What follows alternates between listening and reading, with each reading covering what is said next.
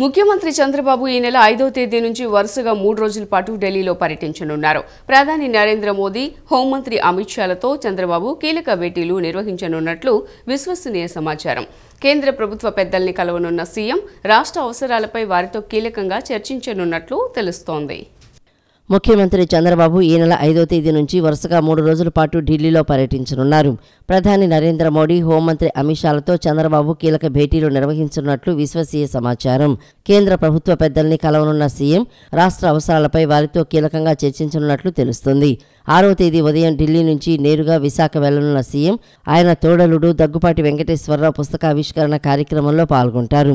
దగ్గుపాటి రచించిన ప్రపంచ చరిత్ర ఆది నుంచి నేటి వరకు పుస్తక ఆవిష్కరణ కార్యక్రమానికి చంద్రబాబుతో పాటు కేంద్ర మంత్రి నిర్మలా సీతారామన్, మాజీ ఉపరాష్ట్రపతి వెంకయ్య నాయుడులు పాల్గొంటారు. కార్యక్రమం అనంతరం తిరిగి ఢిల్లీ వెళ్లనున్న సీఎం తన పర్యటనను తిరిగి కొనసాగిస్తారు. 6వ తేదీ రాత్రి ఢిల్లీలోనే బస చేయనున్న సీఎం 7వ తేదీన అమరావతి రానున్నట్లు తెలుస్తోంది. రాష్ట్ర వ్యాప్తంగా 28,62,000 కుటుంబాలకు రెవెన్యూ యంత్రాంగం శాశ్వత కుల ధృవీకరణ పత్రాలను అందజేసినట్లు రెవెన్యూ శాఖ మంత్రి అనగాని సత్యప్రసాద్ తెలిపారు. సుమోటోగా రెవెన్యూ అధికారులే 34,37,000 కుటుంబాల డేటాను పరిశీలించి క్షేత్రస్థాయిలో విచారణ జరిపారన్నారు. వీఆర్ఓలు ఇంటింటికి వెళ్లి శాశ్వత కుల ధృవీకరణ పత్రాలు అందజేసినట్లు తెలియజేశారు.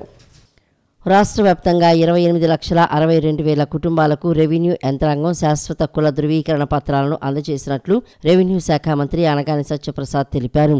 స్కూళ్లు, కాలేజీల్లో ప్రవేశాలకు, ఉద్యోగాల్లో రిజర్వేషన్ల అమలుకు, ప్రభుత్వ పథకాలు అందిపుచ్చుకునేందుకు కుల ధృవీకరణ పత్రాలు వినియోగించాలని అన్నారు. ఎంఆర్ఓ కార్యాలయాల చుట్టూ కుల ధృవీకరణ పత్రాల కోసం తిరగాల్సిన అవసరం లేదని మంత్రి అన్నారు. దాదాపు 5 లక్షల కుటుంబాలకు వివిధ కారణాల రీత్యా కుల ధృవీకరణ పత్రాలను ఇవ్వలేదని, వీరిలో ఎవరైనా అర్హులు ఉన్నారని అనుకుంటే గ్రామ, వార్డు సచివాలయాల ద్వారా, ఏపీ సేవా కేంద్రాల ద్వారా దరఖాస్తు చేసుకోవచ్చని సూచించారు. దరఖాస్తు చేసుకున్న వెంటనే రెవెన్యూ అధికారులు క్షేత్రస్థాయిలో పరిశీలన చేసి అక్కడికక్కడే కుల ధృవీకరణ పత్రాలు అందజేస్తారని వెల్లడించారు. సమాజ అభివృద్ధిలో మహిళల పాత్రే కీలకమని నమ్మిన వ్యక్తి సీఎం చంద్రబాబు నాయుడు అని రాష్ట్ర బీసీ సంక్షేమ శాఖ మంత్రి ఎస్ సవిత తెలిపారు. చిల్లర దుకాణాలు, కుట్టు శిక్షణ, అగరబత్తీలు, పామాయిల్ తదితర చిన్నపాటి వ్యాపారాల వైపు నడిపిస్తూనే ప్రపంచ ప్రఖ్యాతిగాంచిన కొండపల్లి బొమ్మలు, మంగళగిరి, ధర్మవరం చీరలు, పూతరేకులు, చెక్క బొమ్మలు, పిల్లల ఆట బొమ్మల తయారీలో భాగస్వాములను చేస్తోందన్నారు. దీనిలో భాగంగా ఈ నెల 8వ తేదీన అంతర్జాతీయ మహిళా దినోత్సవం సందర్భంగా రాష్ట్ర వ్యాప్తంగా 1,02,832 మహిళలకు టైలరింగ్ శిక్షణ అందజేసి కుట్టు మిషన్లు పంపిణీ చేయనున్నామని తెలిపారు. మహిళలు ఈ అవకాశాన్ని సద్వినియోగం చేసుకుని సీఎం చంద్రబాబు నాయుడు లక్ష్య సాధనలో భాగంగా తమ వంతు సంపద సృష్టిలో భాగస్వాములు కావాలని మంత్రి సవిత కోరారు. రాష్ట్రంలో ప్రజలు ఎదుర్కొంటున్న సమస్యలపై ఈ నెల 8వ తేదీ నుండి 17వ తేదీ వరకు రాష్ట్ర వ్యాప్తంగా ప్రజా చైతన్య యాత్రలు నిర్వహిస్తామని సిపిఎం రాష్ట్ర కార్యదర్శి వి శ్రీనివాసరావు తెలిపారు. అంతర్జాతీయ మహిళా దినోత్సవం సందర్భంగా మహిళల హక్కుల కోసం ఈ యాత్రలు గళం విప్పుతాయన్నారు. మార్చి 8వ తేదీ నుండి 17వ తేదీ వరకు యాత్రలో గుర్తించిన సమస్యలను పరిష్కారం కోరుతూ మార్చి 22వ తేదీ నుండి 28వ తేదీ వరకు ప్రభుత్వ కార్యాలయాల వద్ద ధర్నాలు చేస్తామన్నారు. అప్పటికీ పరిష్కారం కాకపోతే ఏప్రిల్, మే నెలల్లో పోరాట రూపకల్పన చేస్తామన్నారు.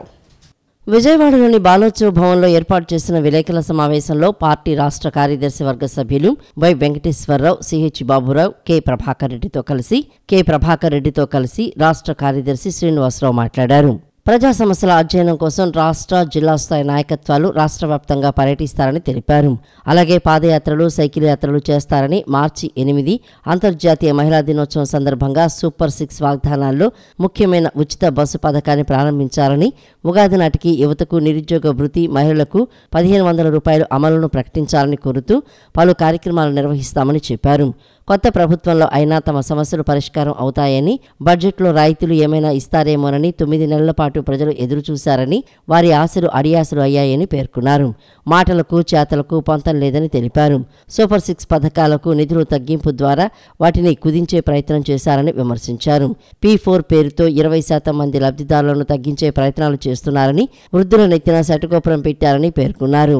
P4 పేరుతో రాష్ట్ర ప్రజలను మోసం చేస్తున్నారని ఆగ్రహం వ్యక్తం చేశారు. ప్రత్యేక హోదా తీసుకువస్తే పెట్టుబడిదారులు పరిగెత్తుకుంటూ వచ్చేవారని 10 సార్లు కేంద్రం చుట్టూ తిరిగినా చంద్రబాబు నాయుడు ఒక్కసారి కూడా హోదా ప్రస్తావన చేయలేదని మండిపడ్డారు. కేంద్రం నుండి 20,000 కోట్లు బకాయిలు రావాల్సి ఉందని వాటిని తీసుకురావడం లేదని పేర్కొన్నారు. బడ్జెట్లో చెప్పిన మాటలకి కేటాయింపులకి అసలు పొంతనే లేదు. మాటలు ఘనం, పెర్ఫార్మెన్స్ నిల్లు అన్నట్టుగా మొత్తం ఈ బడ్జెట్ ఉన్నది. ఈ బడ్జెట్ ఎవరి పక్షం అనేది చెప్పాలంటే ఒకే ఒక ఉదాహరణ. కార్పొరేట్ కంపెనీలకు వైబిలిటీ గ్యాప్ ఫండ్ కింద 2,000 కోట్లు కేటాయించి రైతుల ధరల స్థిరీకరణకు మాత్రం 300 కోట్లు కేటాయించారు. ఈ ఒక్క ఎగ్జాంపుల్ చాలు.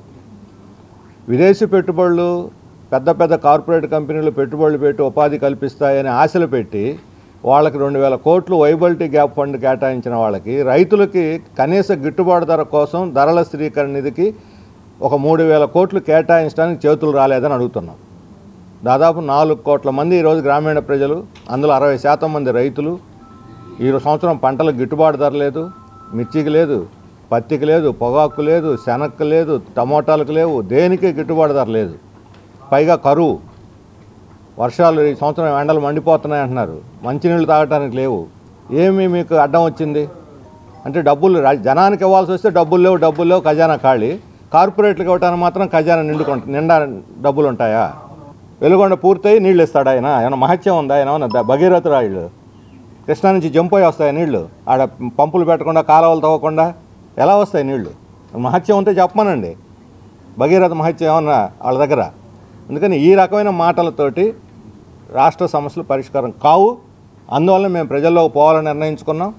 ఇప్పటిదాకా మేము చెబుతూ వచ్చాం, ప్రజల తరఫున మాట్లాడుతూ వచ్చాం. ఇప్పుడు ప్రజల్లోకి పోయి వాళ్ళని చైతన్యపరిచి వాస్తవాలు, ప్రభుత్వం చెప్పే తప్పుడు ప్రచారాలని పటాపంచలు చేసి. గిట్టుబాటు ధర లేక రైతులు తీవ్రమైన సంక్షోభంలో ఉన్నారు ఈ సంవత్సరం. రెండవది, సాగునీటి ప్రాజెక్టులకు కేటాయించిన వనరులు కేటాయించకుండా ఎక్కడ ఏ ఒక్క ప్రాజెక్టు కూడా పూర్తి చేసే పరిస్థితి లేదు. మూడవది, ప్రభుత్వం సూపర్ 6లో భాగంగా రైతాంగానికి ఇస్తామనేటువంటి హామీ ఏదైతే ఉందో, అన్నదాత సుఖీభావ పెట్టుబడి సహాయం, వాస్తవంగా రాష్ట్రంలో ఉండే రైతులందరికీ వాళ్ళు చెప్పిన ప్రకారం ఇవ్వాలంటే 14,000 కోట్లు కావాలి.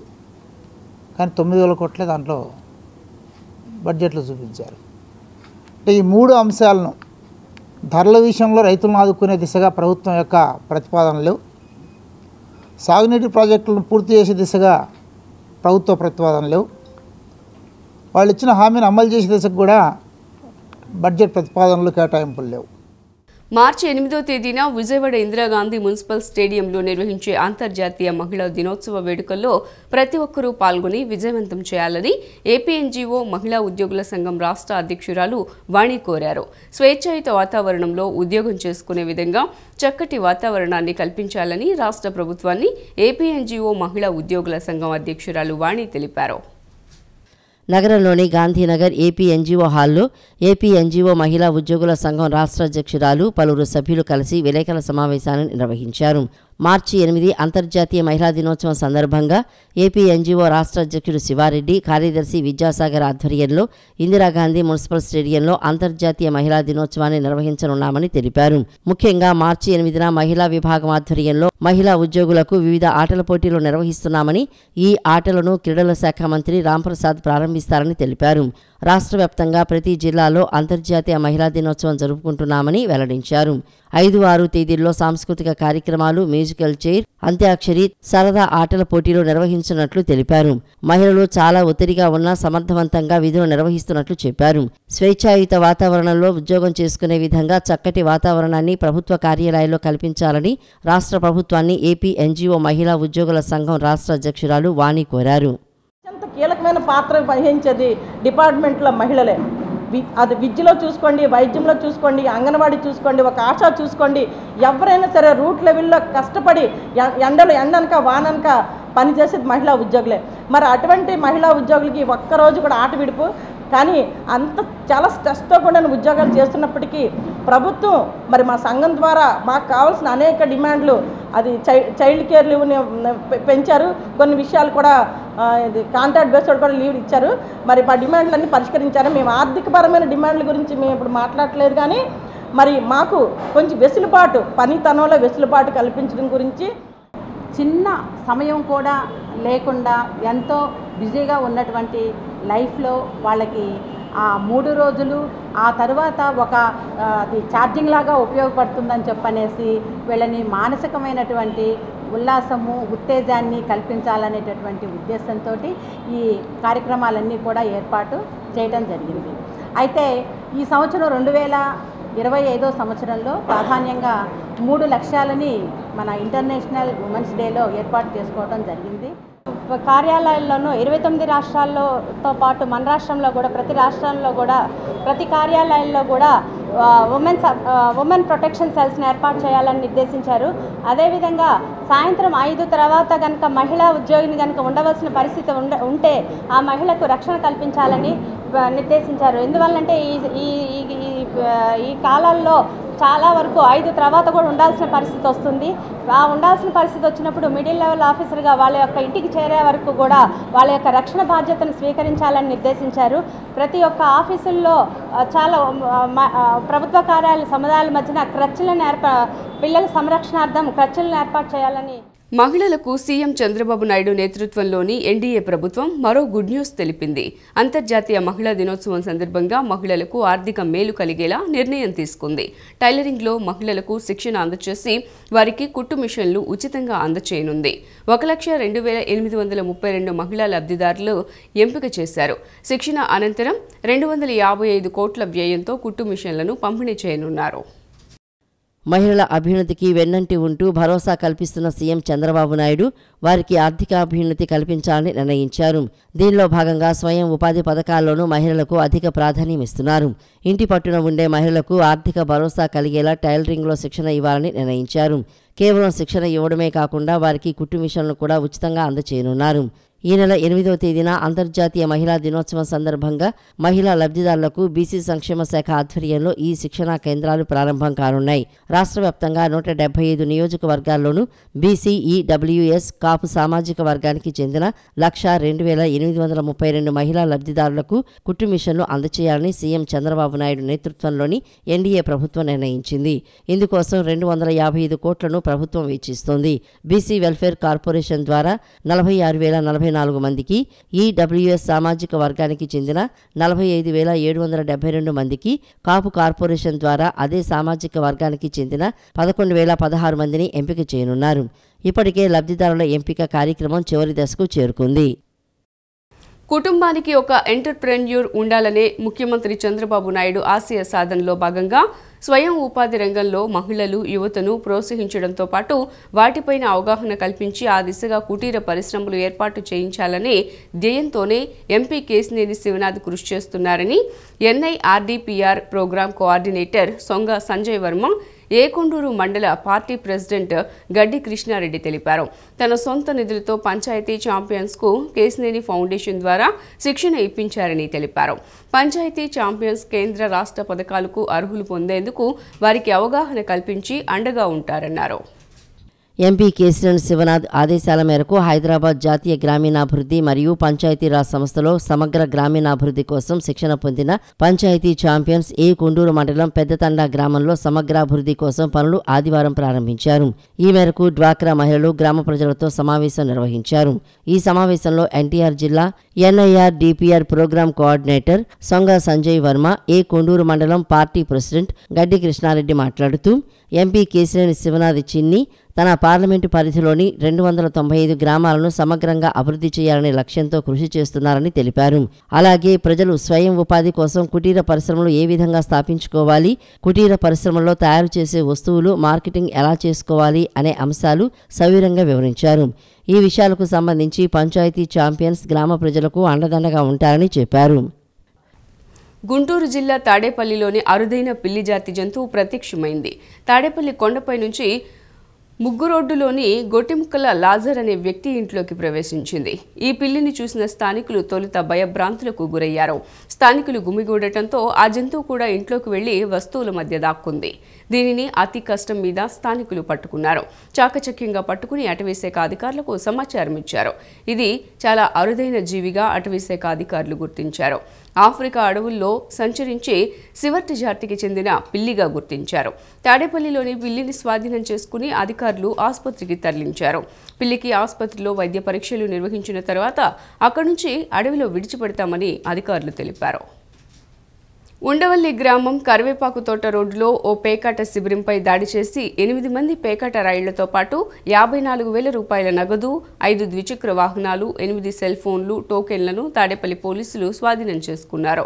జూదం నిర్వహిస్తూ ఆడుతున్న ఎంతటి వారైనా కఠిన చర్యలు తప్పవని సిఐ కళ్యాణ్ రాజు హెచ్చరించారు.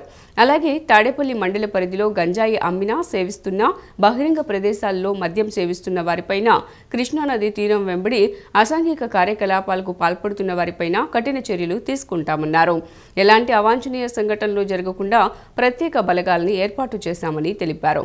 ఈ కార్యక్రమంలో ఎస్ఐ కాజావలితో పాటు తాడేపల్లి పోలీసు సిబ్బంది పాల్గొన్నారు. శంకరెడ్డి అనే ఒక వ్యక్తి ఇంట్లో ఈరోజు సాయంత్రం పేకాట ఆడుతున్న సమాచారం మేరకు మా టీము రైడ్ చేయడం జరిగింది. SI Khajavali and staff raid చేయడం జరిగింది. ఆ రైడ్లో భాగంగా వారి వద్ద నుంచి 8 మంది వ్యక్తుల్ని అక్కడ అరెస్ట్ చేయడం జరిగింది. వారి వద్ద నుంచి సుమారు 54,130 రూపాయలు అమౌంట్ని సీజ్ చేయడం జరిగింది. అలాగే ఈ పేక దానికి యూజ్ చేసినటువంటి గ్యాంబ్లింగ్ కార్డ్స్, అలాగే వాళ్ళు సీక్రెట్గా యూజ్ చేస్తున్నటువంటి ఇవి టోకెన్స్తో వాళ్ళు అమౌంట్ ఆడుతున్న ఇది కూడా కొన్ని సీజ్ చేయడం జరిగింది. అలాగే వారి వద్ద నుండి ఒక 5 వాహనాలు, ఒక 8 సెల్ ఫోన్స్ కూడా వారి పొజిషన్ నుంచి స్వాధీనం చేసుకోవడం జరిగింది. ఇది పక్కా సమాచారంతో వీరిని క్యాచ్ చేయడం జరిగింది. వీళ్ళందరి మీద ఎఫ్ఐఆర్ నమోదు చేసి కోర్టుకి హాజరుపరుస్తాము. అలాగే ఈ మధ్యకాలంలో తాడేపల్లి మండలంలో గంజా మీద మా జిల్లా ఎస్పీ గారు సతీష్ కుమార్ గారి ఆదేశాల మేరకు ప్రత్యేకంగా ఒక గంజాకి ఒక టీంని ఏర్పాటు చేయడం జరిగింది. గత 4 రోజుల కాలంలో ఈ టీం ఏర్పాటు చేసిన తర్వాత వాళ్ళు చేసిన గట్టి ప్రయత్నంలో భాగంగా సుమారు ఒక 3 కేసుల్లో, అలాగే పాత నేరస్తుల్ని అందరిని కలిపి సుమారు 20 మందిని అరెస్ట్ చేయడం జరిగింది. వాళ్ళందరూ కూడా ఈ గాంజా కేసులో ప్రజెంట్ జైల్లో ఉన్నారు. ఎవరైనా కానీ గాంజా తాగినా, కలిగి ఉన్న, అమ్మకాలు చేసిన నేరం అది. అలాంటి వ్యక్తులు ఎవరైనా ఉన్నట్టయితే మాకు సమాచారం ఇచ్చినట్టయితే వారి వ్యక్తుల గురించి అట్టి సమాచారాన్ని గోప్యంగా ఉంచుతాము. ఈ గాంజాని అరికట్టేదానికి అందరూ ప్రజలు కూడా భాగస్వామ్యమైనట్టుగా ఉంటుంది. అలాగే ఇంకా నెక్స్ట్ కృష్ణా రివర్ ప్రాంతంలో ఈ జాలర్లకి తప్ప ఎవరు కూడా అక్కడ ఎలాంటి సంచారం చేసేదానికి అనుమతులు లేవు.